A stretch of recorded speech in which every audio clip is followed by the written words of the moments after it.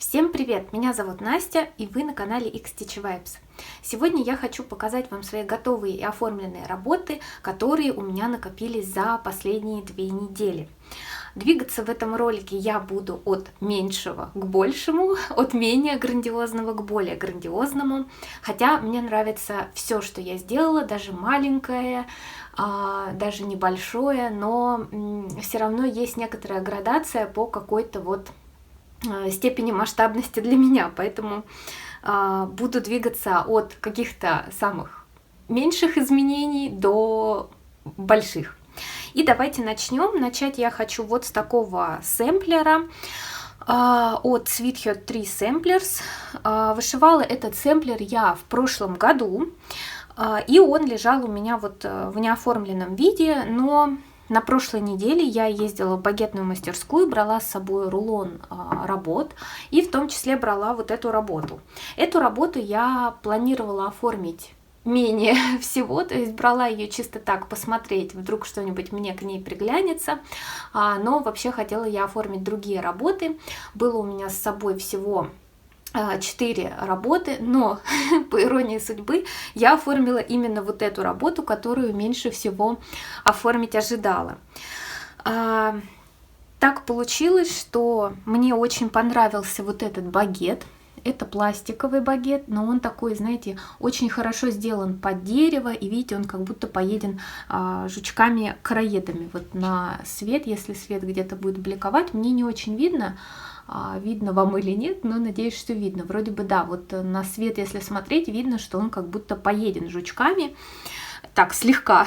И он очень красивый, он очень приятный, тактильно, прям мне очень нравится его трогать. И он у них новинка в той багетной мастерской, в которой я была. Я туда хожу регулярно достаточно. И этого багета я там еще не видела.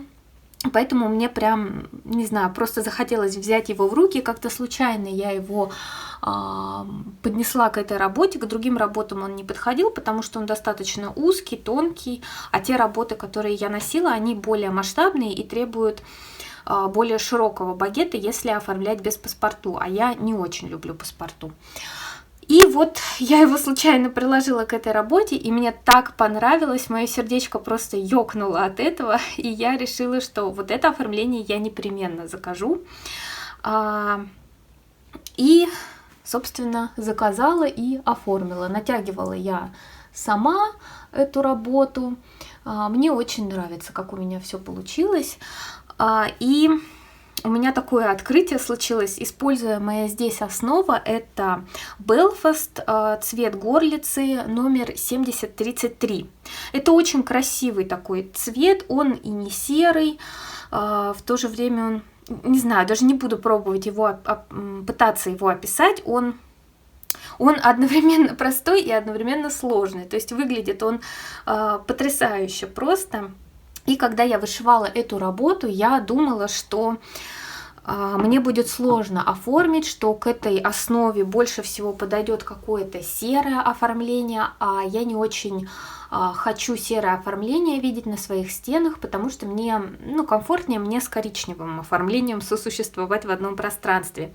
И я думала, что к этой основе коричневый багет не очень подойдет, несмотря на то, что здесь вот у нас в вышивке присутствуют коричневые элементы, да, которые сейчас перекликаются с этим багетом и, в принципе, наверное, связывают всю картинку воедино, но я думала, что даже несмотря на эти коричневые элементы, коричневый багет какой-то вот под дерево такой, он сюда не подойдет из-за основы. Я думала, что она настолько сильная, что вот ей нужно именно что-то серое, максимум что-то черное. И я, в принципе, думала, что, скорее всего, у этой работы будет какое-то черное оформление. Но очень удивительно оказалось, что к этой основе подходит и коричневое оформление. Это для меня было прям такой момент откровения какого-то. Я даже подзависла на момент в багетке, и теперь, мне кажется, я буду чаще использовать эту основу, потому что она действительно потрясающая, но меня останавливало то, что я не могла представить ее с коричневым оформлением. А теперь у меня такой опыт есть, и это, как говорится, развязывает мне руки, и я смогу использовать эту основу чаще. Кто не имел опыта работы с этой основой, могу вам ее порекомендовать, взять на заметку, попробовать, может быть, заказать маленький кусочек, приглядеться к ней, потому что основа действительно очень красивая. Ну, все знают, что на камеру это одно, да, ну, а в жизни это все-таки маленько более другое, и камера, она скрадывает, да, то, что мы видим глазами немного все-таки. Ну, и тем более у меня не супер какая-то хорошая камера, я просто снимаю на телефон, поэтому если вдруг где-то вы будете делать заказ, и будет возможность у вас заказать маленький такой кусочек, то я бы, наверное, вам, ну, советовать прям не очень хочу, но, ну, наверное, это да, все равно будет звучать как совет. Ну, в общем, на мой взгляд, стоит присмотреться к этой основе, она действительно очень крутая. Так что вот, такое оформление у меня случилось, мне очень нравится, и сэмплер этот мне очень нравится, он такой нежный, про сосны, про зиму, в общем, не знаю, какая-то благодать прям такая прелестная. И у меня висит сейчас на стене он, и мне безумно нравится, и я вообще хожу, смотрю, и я понимаю, насколько интерьерные, примитивные вышивки, насколько они красивые, но в то же время насколько они на тебя не давят, насколько это элегантно и легко смотрится на стенах, поэтому я как-то хочется мне чего-то еще такого. Хотя вышивки, я не могу сказать, что простые. Всегда ты смотришь на какие-то сэмплеры, на какие-то примитивы, и тебе кажется, да что там вышивать.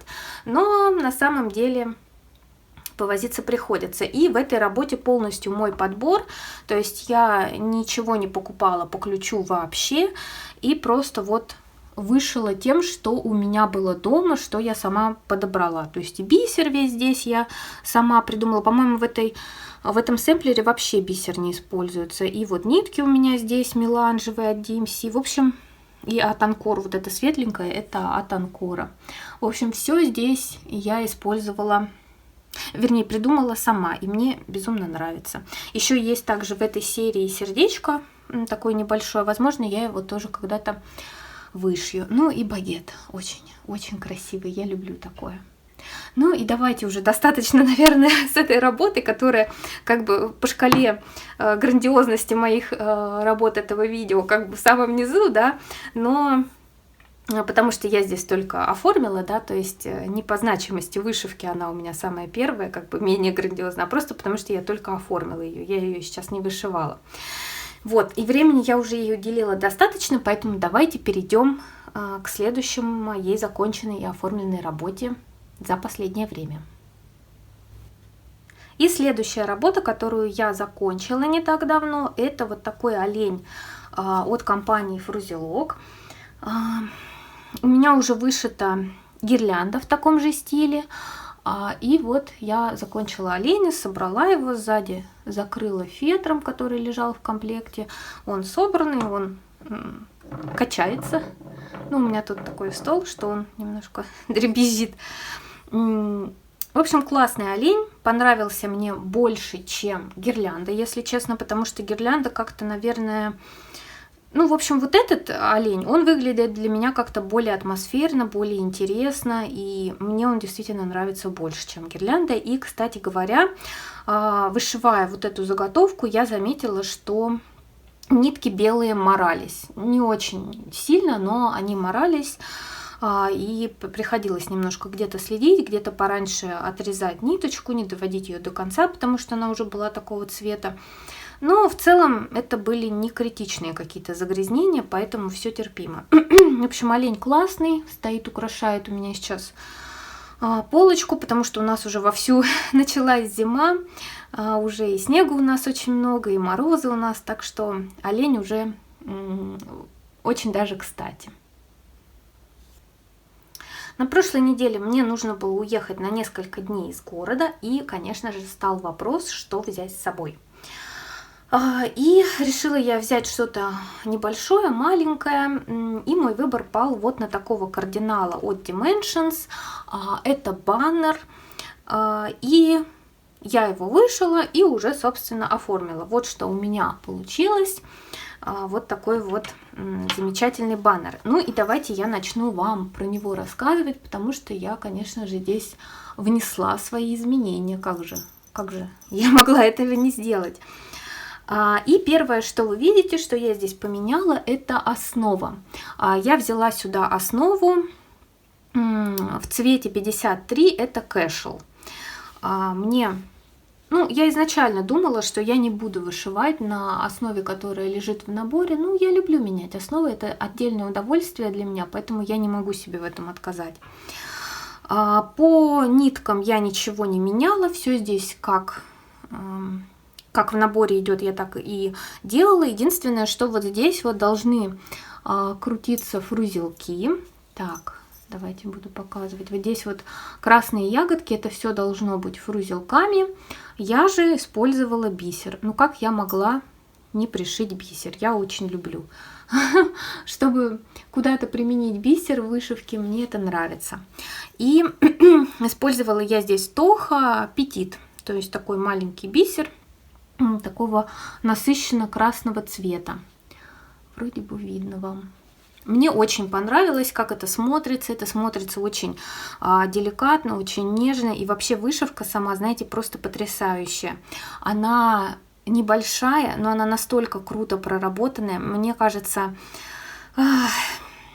не очень хотелось этого говорить, но из песни слов не выкинешь. Мне кажется, многим свободным дизайнерам стоит поучиться у компании Dimensions, когда вот такая вот миниатюра, настолько хорошо проработанная, небольшое количество цветов, да, здесь приличное количество бэка, и по вышивке этого не так сильно заметно, но когда ты открываешь схему, ты так просто: вау, да ладно, где здесь столько бэка, я не видела этого на превью, вы меня обманули, как же можно?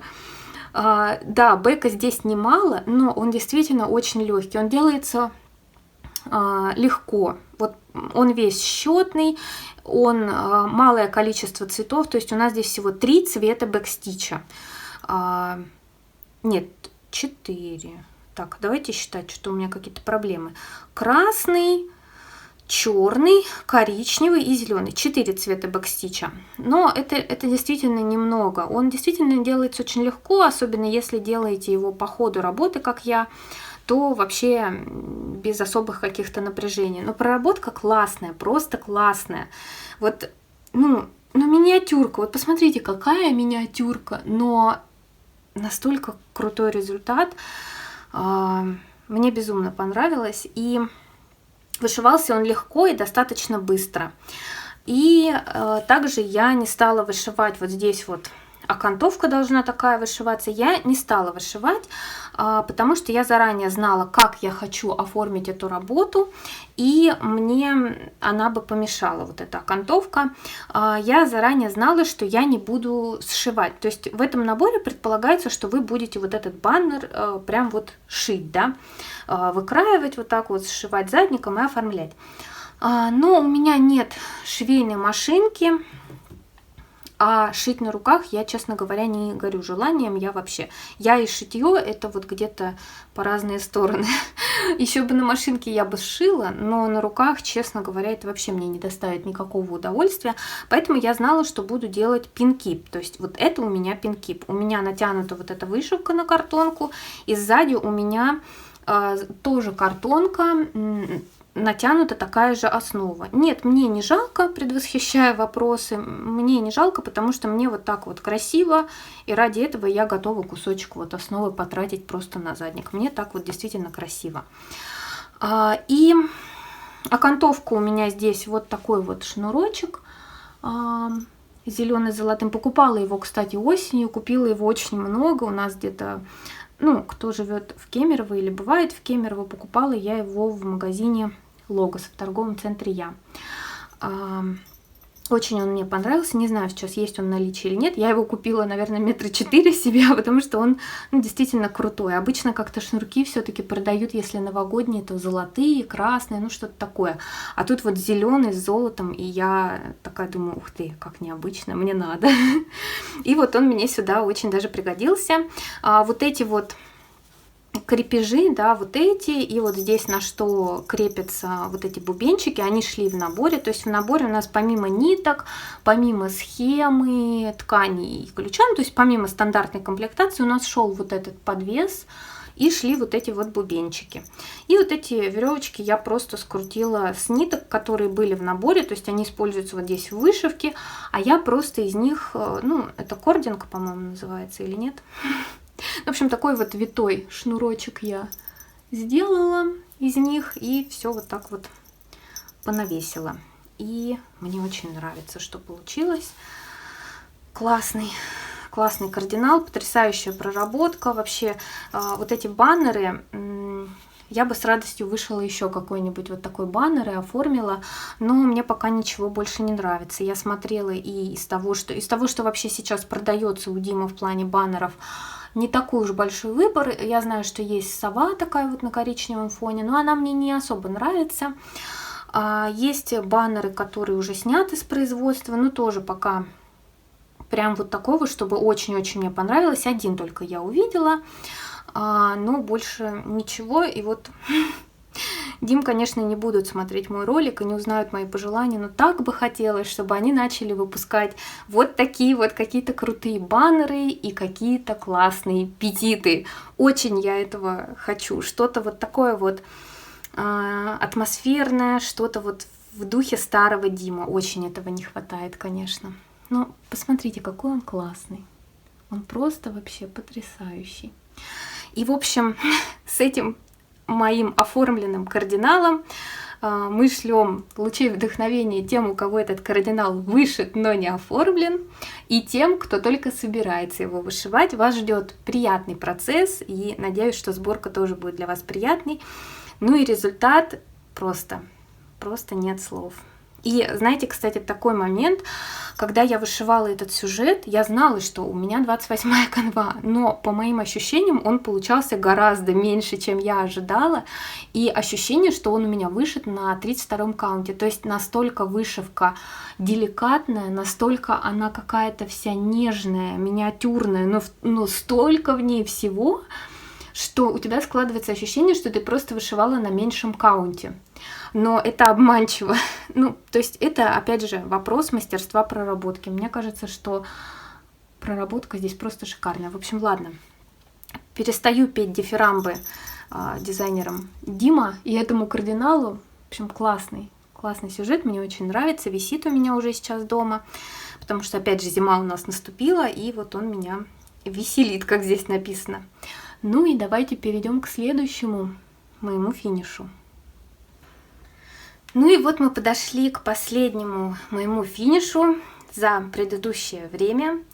И это самый грандиозный финиш этого времени. И вообще я могу сказать, что это самая шикарная работа для меня в моем вышивальном году 2021. Ну, конечно, у нас еще практически 1,5 месяца этого года, и, возможно, я вышью что-то такое вау, и я уже даже кое-что такое начала, что оно для меня вау. Но не знаю, успею ли я закончить до конца Нового года. Вероятнее всего нет, поэтому это уже будет вау следующего года.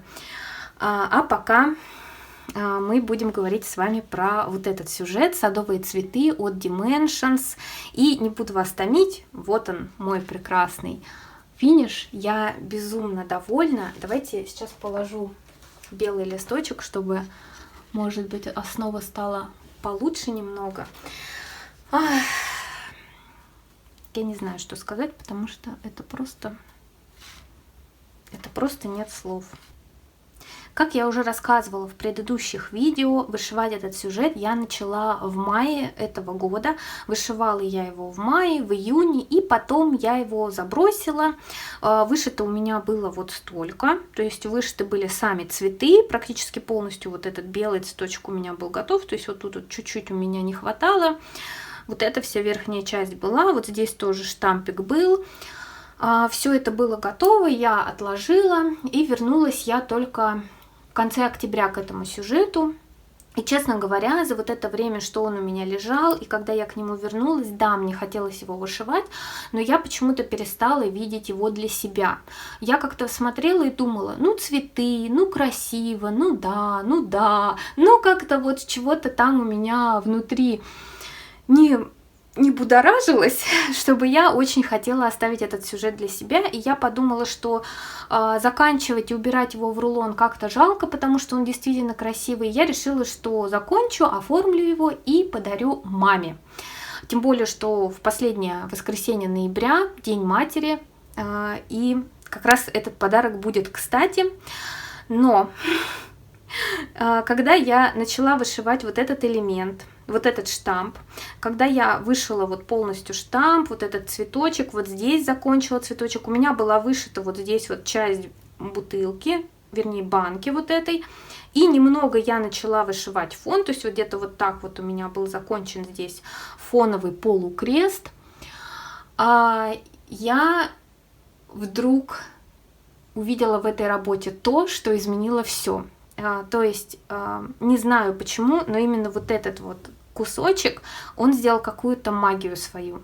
Я увидела в этой работе глубину. То есть сюжет, когда вот здесь были просто цветы, да, это безумно красиво, но это было для меня как-то плоско. Мне чего-то не хватало. И когда у меня появился вот этот элемент, да, вкупе с частью банки, появилась глубина. Этот сюжет перестал быть плоским, и я влюбилась в него заново. И мне кажется, еще здесь вот эта глубина создана за счет замены основы. По ключу у нас, то есть в самом наборе у нас идет вот такая вот основа. Да, вот, кстати, вот так вот на контрасте будет хорошо видно. Да, отшив такой и отшив такой. Здесь, кстати, отшив на фотографии. В наборе у нас идет вот такая вот аида цвета айвори. Я же поменяла на Бритни 779. И я безумно довольна своим выбором. Мне кажется, вот на этой основе, хотя она близкая к вот этим ниткам, да, к фону, он очень плавно перетекает в нее. И многие боятся так делать замены, потому что какие-то моменты фона будут сливаться с основой. Я этого делать не боюсь никогда, потому что мне наоборот это нравится. Я люблю вот когда фон вот так вот перетекает в основу, и ты немножко вот теряешься в этих границах.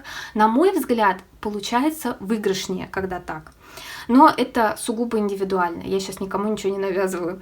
В общем, моим глазам вот так вот красиво, и для меня за счет замены вот этой основы, за счет растворения вот этого фона в основе и вот этого перетекания туда-сюда, здесь появилась глубина. И когда я посмотрела вот на этот отшитый кусок, посмотрела полностью на работу, ну, на то, что было готово на тот момент, я такая села и думаю, нет, маме я подарю что-нибудь другое на День матери, а эту работу я оставлю, пожалуй, себе.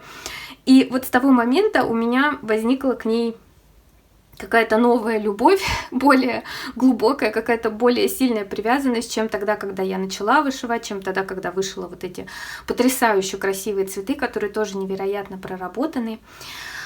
И, как вы уже поняли, я безумно довольна той заменой основы, которую я сделала.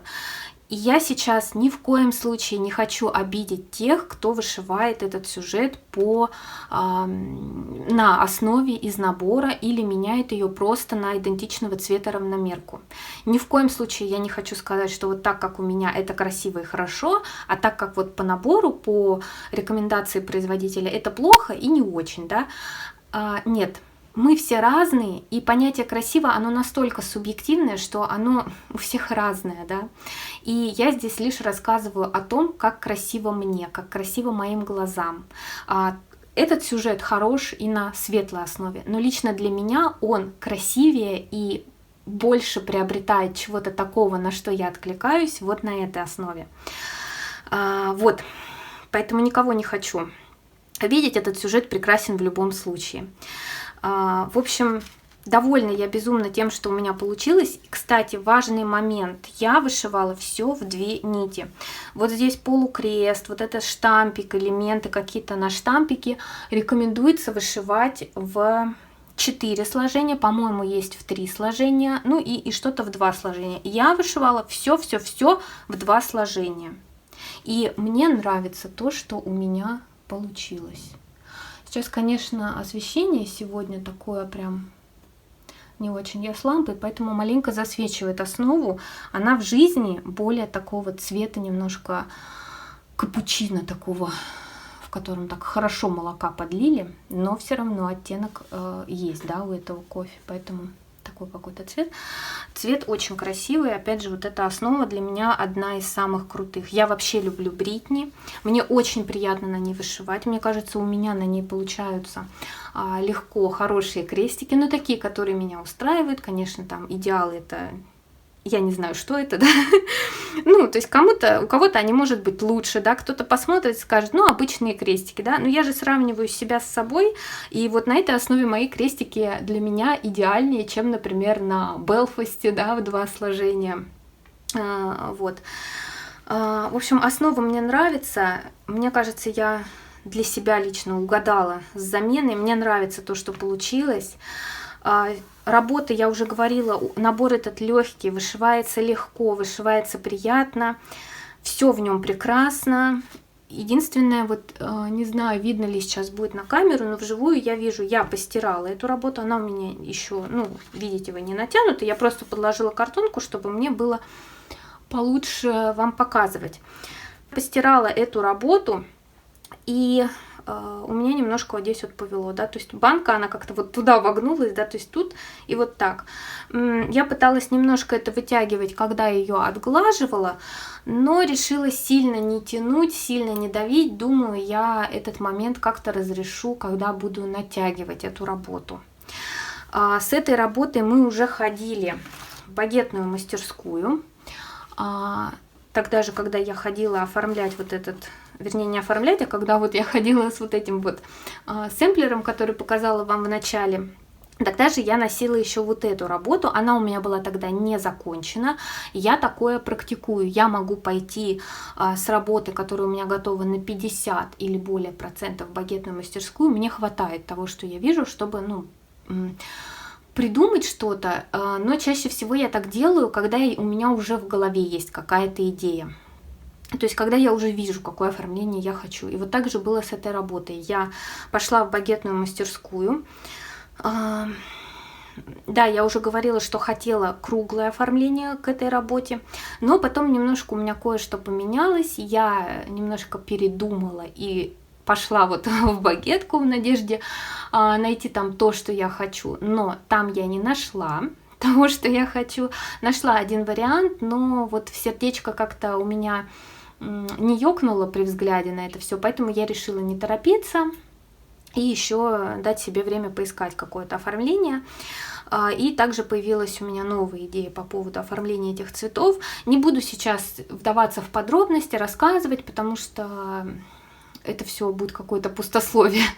Лучше я вам расскажу, что вообще, почему и как, когда уже оформлю эту работу. Но надеюсь, что в следующем году, в этом вряд ли уже, наверное, но надеюсь, в следующем эта работа будет оформлена. Вообще, я думаю, прям составить план оформления на следующий год, потому что есть работы, которые я хочу видеть оформленными, но багетки все подняли цены, я вот сходила и была так немножко ошарашена, и это, мне кажется, прям то, что уже нужно планировать, наверное, прям писать себе.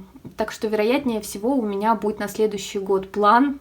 По вышивке я вам уже говорила, что вышивальные планы — это не для меня, но вот план оформления — это, видимо, то, что я буду использовать в следующем году, и эта работа там однозначно будет. В общем, вот такая вот красота у меня получилась. И вот они, все мои готовые оформленные работы за последнее время в кадре. Буду заканчивать это видео. Напишите, что вам понравилось больше всего. Может быть, что-то из этого у вас уже вышито, или вы собираетесь вышивать. Знаю, что кардинальчика собираются вышивать. В общем, буду рада вашим комментариям. Всем желаю вдохновения, вышивального настроения. У меня оно просто безумное какое-то вдохновение, особенно после завершения вот этих садовых цветов. Я чувствую прям какой-то прилив вот этой творческой энергии. Я уже начала новый процесс, и мне кажется, он будет очень интересным, потому что это сюжет, отшивов которого я вообще нигде не видела, но сама я с ним стартовала уже дважды, и сейчас будет третий раз. Надеюсь, все у меня получится. Обязательно покажу вам в каком-то следующем видео старт этого процесса и продвижения. В общем, всем вышивального настроения. До новых встреч и пока-пока.